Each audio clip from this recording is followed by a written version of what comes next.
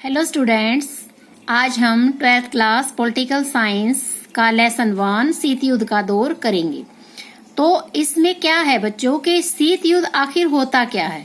जैसा कि आपको नाम से ही पता चल रहा है कि शीत युद्ध यानी शांत युद्ध, यानी युद्ध तो है लेकिन कैसा युद्ध जिसमें युद्ध होता ही नहीं है। तो शीत युद्ध का क्या अर्थ हुआ? शीत युद्ध का अर्थ होता है जब दो या दो से अधिक देशों के बीच ऐसी स्थिति बन जाती है कि हमें हर वक्त लगता है कि युद्ध होकर रहेगा। कहीं आज इस बात पर युद्ध ना हो जाए, कहीं इस वजह से युद्ध ना हो जाए, यानी मनों के अंदर द्वंद्व चलता रहता है। मनों के अंदर तनाव, डर, एक संभावना, एक संघर्ष और एक युद्ध की आशंका जो है वो लगातार बनी रहती है, पर वास्तव में युद्ध होता नहीं है। तो इसीलिए हम इस युद्ध को मतलब युद्ध ना होकर के भी युद्ध का चलते रहना, यानी मनों के अंदर आशंका, डर और तनाव की स्थिति जारी रहना ही शीत युद्ध का नाम इसे दिया गया है। इसीलिए इसे शीत युद्ध बोलते हैं। लेकिन वास्तव में जब देखा जाए तो युद्ध होता नहीं है। वैसे हम युद्ध किसको बोलते हैं? जब आमने सामने दोनों देशों की सेनाएं लड़ती हैं, लेकिन इसमें ऐसा होता ही नहीं है। हर बार लगता था विश्व को कि आज युद्ध हो जाएगा, आज युद्ध हो जाएगा, लेकिन ऐसा हुआ नहीं। इसीलिए इसे शीत युद्ध का नाम दिया गया।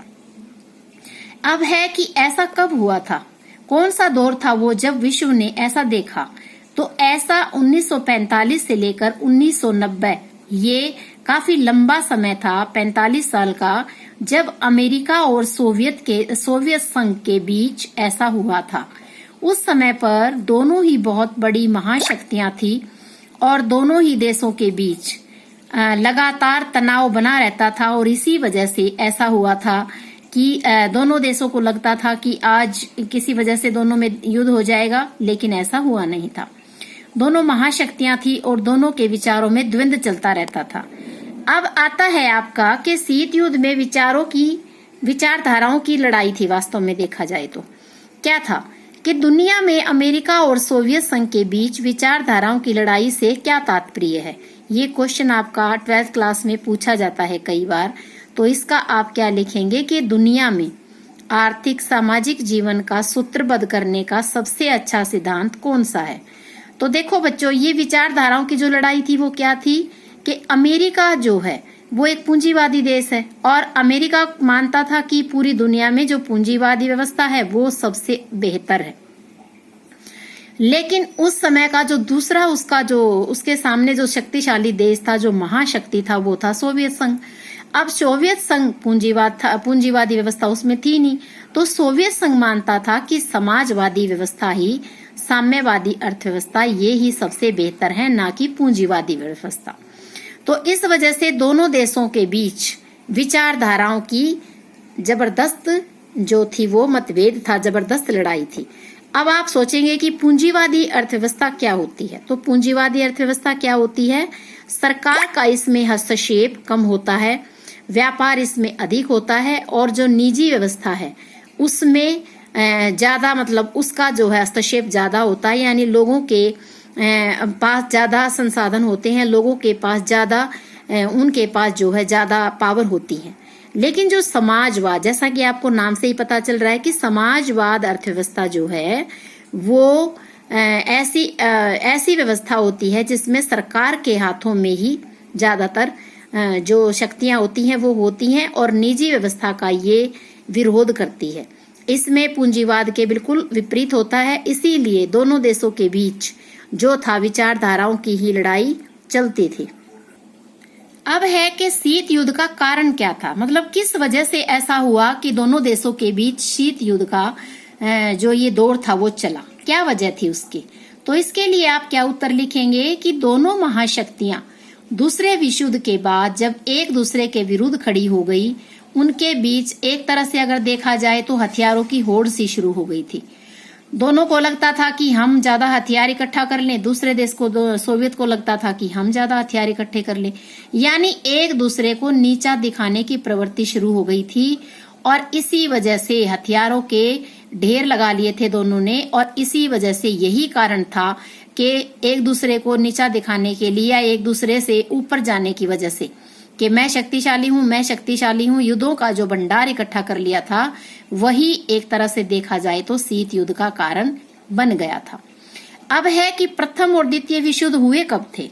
तो देखो इसका आंसर लिखेंगे हम कि प्रथम विश्व युद्ध जो हमारा है वो 1914 से लेकर 1918 तक चला था, और जो दूसरा विश्व युद्ध था वो हमारा 1939 से लेकर 1945 तक चला था। तो जो द्वितीय विश्व युद्ध था बच्चों, उसमें दो विश्व में मतलब जो विश्व था वो दो ग्रुप्स में बट गया था। एक धुरी राष्ट्र थे जिसमें था राष्ट्र जर्मनी और जापान और इटली, जिसे हम धुरी राष्ट्र का नाम देते हैं, और दूसरी तरफ था इसके विरोध में जो थे वो थे मित्र राष्ट्र, यानी अमेरिका, फ्रांस, ब्रिटेन और सोवियत संघ। अब आप सोचेंगे कि इसमें तो दोनों ही साथ लड़ रहे थे, फिर बाद में ऐसा क्या हुआ कि अमेरिका और जो ये सोवियत संघ है वो इतने कट्टर दुश्मन बन गए थे, क्या वजह थी। तो देखो बाद में द्वितीय विश्व युद्ध के बाद ही ऐसा हुआ कि अमेरिका और सोवियत संघ के बीच में कुछ मतभेद हुए, और इसके बाद ही ये जो था शीत युद्ध का दौर शुरू हुआ था।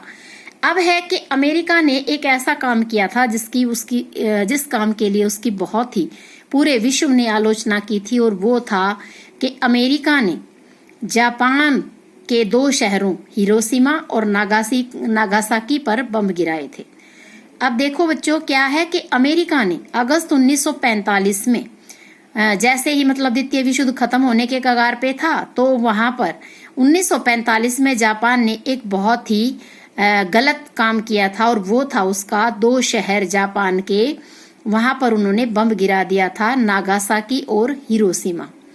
और ये शहर थे, इनमें बहुत ज्यादा तबाही मचाई थी उनके इन बम्बों ने, और इसकी वजह से वहां पर आज तक भी जो संतानें पैदा होती हैं वो जो है वो कहीं ना कहीं विकलांग पैदा होती हैं। और इसकी वजह से अमेरिका को काफी आलोचना पूरे विश्व की झेलनी पड़ी थी।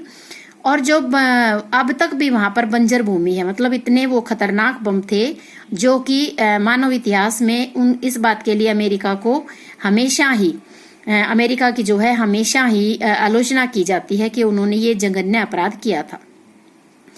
अब इन बम्बों के भी नाम रखे गए थे, अमेरिका ने इन बम्बों के नाम रखे थे। एक का नाम था लिटिल बॉय और दूसरे का नाम था फैटमैन, और इनकी क्षमता बच्चों 15 से 21 किलोटन थी। आप सोचने को तो आजकल तो बहुत ज्यादा किलोटन के भी बम बन रहे हैं, और सारे देश एक दूसरे को नीचा दिखाने के लिए अब ढेर लगा रहे हैं परमाणु बम्बों के। और अगर आज के दिन कहीं पर भी लड़ाई झगड़ा या मतलब कहीं पर भी अगर युद्ध छिड़ जाता है, तो आजकल हमें तलवारों से या उनसे लड़ने की कोई जरूरत नहीं है। खाली हम अगर परमाणु बम ही गिरा देंगे तो भी उससे भी भयंकर तबाही मच जाएगी। तो ये थे, इनसे काफी ज्यादा तबाही हुई थी। अब अमेरिका की इसके लिए मैंने बोला आपको कि इस बात के लिए अमेरिका को काफी आलोचना झेलनी पड़ी थी। लेकिन जापान जब पूरे जो विश्व था उन्होंने ये कहा कि जब जापान आत्मसमर्पण करने ही वाला था और द्वितीय विश्व युद्ध खत्म होने वाला था, तो ऐसे में अमेरिका को बम गिराने की कोई जरूरत नहीं थी, और अमेरिका को ऐसा बिल्कुल नहीं करना चाहिए था। ये मानव जाति के लिए जो था एक बहुत ही गलत फैसला था उसका। लेकिन अमेरिका ने क्या कहा इसके लिए? अमेरिका ने जो अपना तर्क दिया वो बहुत ही निंदनीय था। उन्होंने कहा कि हम तो दूसरा विश्व युद्ध जल्दी खत्म करना चाहते थे ताकि आगे कोई नुकसान ना हो, इसलिए हमने बम गिरा दिया। लेकिन अगर देखा जाए तो ये उसका जो जवाब था वो बहुत ही हास्यास्पद था, और ये जवाब उसका बिल्कुल भी ठीक नहीं था। बल्कि देखा जाए तो बम के पीछे जो उसकी वजह थी वो एक तरह से अपना जो है रुतबा दिखाना चाहता था सोवियत संघ को कि मैं कितना शक्तिशाली हूं, और वो दिखाना चाहता था कि अगर कल को कुछ विश्व युद्ध होता है या कुछ भी अगर लड़ाई झगड़ा होता है तो मैं कोई कम शक्तिशाली नहीं हूं। एक तरह से वो सोवियत संघ को नीचा दिखाना चाहता था। अब इसी में आता है एक क्यूबा मिसाइल संकट, जो कि हमारा शीत युद्ध में बहुत ही अहम रोल है इसका। अब ये क्या था बच्चों, क्यूबा मिसाइल संकट क्या था आखिर? तो देखो, क्यूबा एक छोटा सा द्वीपीय देश था जो कि अमेरिका के तट से लगा था, एक छोटा सा देश। और जो इसके वो थे फिदेल कास्त्रो थे इसके जो नेता, मतलब वो थे। तो वहां पर अमेरिका में देखो, ये जो है ये लगा लो आप कि ये अमेरिका है और ये है यहाँ पर एक छोटा सा देश है, ये क्यूबा, और इससे कहीं दूर था सोवियत संघ। लेकिन क्योंकि क्यूबा में भी साम्यवाद था और सोवियत संघ में भी साम्यवाद था, अब देखो क्यूबा नजदीक तो अमेरिका के था, लेकिन ये चाहता किसको था? सोवियत संघ को। यानी दूर होने के बावजूद भी जो इसका जुड़ाव था वो सोवियत संघ के साथ था, और ये बात अमेरिका को बिल्कुल भी पसंद नहीं थी। और ये कारण क्या था कि दोनों देशों के अंदर ही जो था वो साम्यवादी व्यवस्था थी। अब देखो ये नजदीक तो अमेरिका के है, पर क्यूबा का जुड़ाव सोवियत संघ के साथ ज्यादा था। सोवियत संघ क्यूबा को कूटनीतिक वित्तीय सहायता देता था, यानी जब भी कभी क्यूबा को कोई सहायता की जरूरत पड़ती थी तो सोवियत संघ उसको देता था। तो इस वजह से क्यूबा का कहीं ना कहीं जुड़ाव जो था वो सोवियत संघ के साथ ही था।